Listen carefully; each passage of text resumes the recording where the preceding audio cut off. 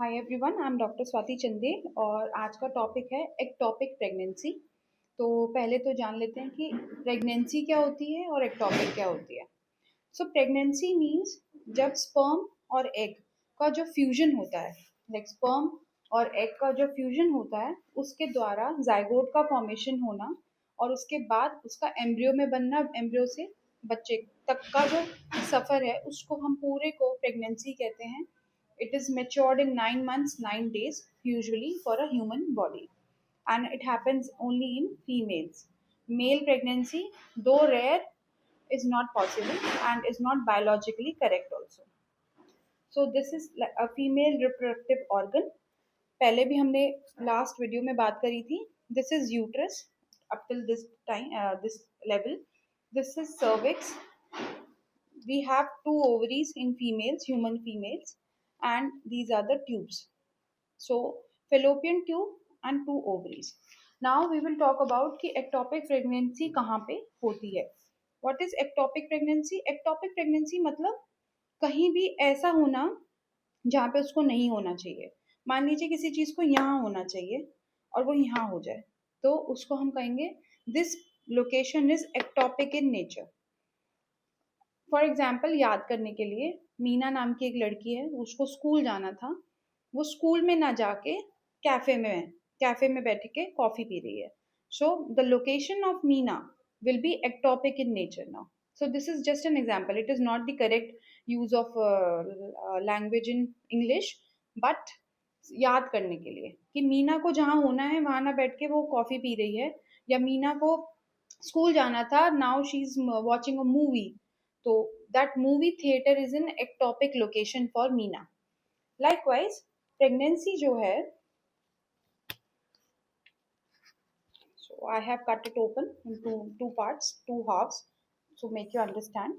This is endometrial cavity. ये जो आपको लाइन दिख रहा है, तो जब प्रेगनेंसी फर्टिलाइजेशन होगा तो यहाँ पे इनर वॉल में होगा and it will keep on extending. तो जो बढ़ेगा वो ये वाला एरिया बढ़ेगा. तो बच्चा जो बड़ा होता है वो इसमें होता है.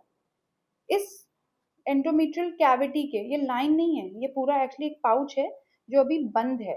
बट जैसे ही इसके अंदर अगर बच्चे का फर्टिलाइजेशन होता है, जाइगोट का फर्टिलाइजेशन होता है, इम्प्लांटेशन होता है, तो it keeps on growing.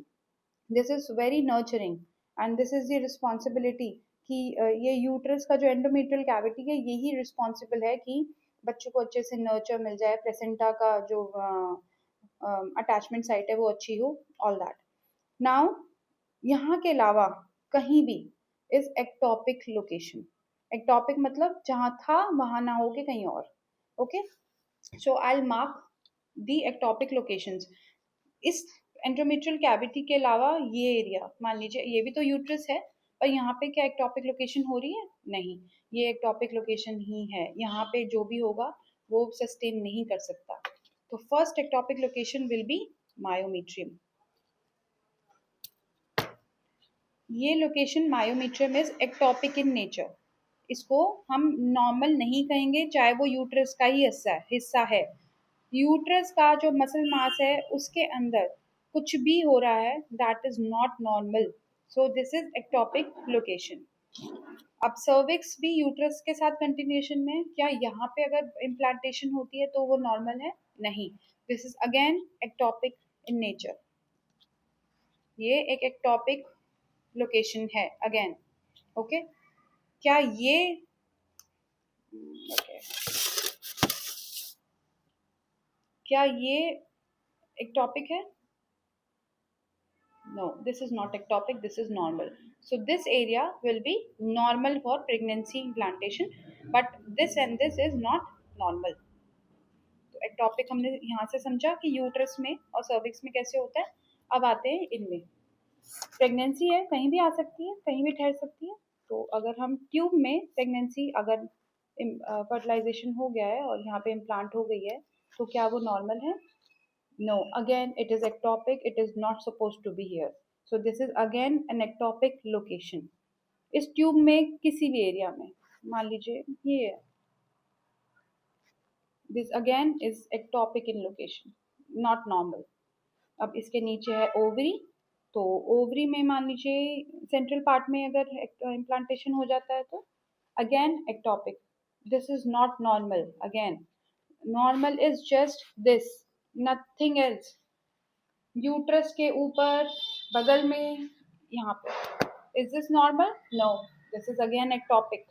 So anything apart from endometrial cavity, inner lining, is ectopic in nature.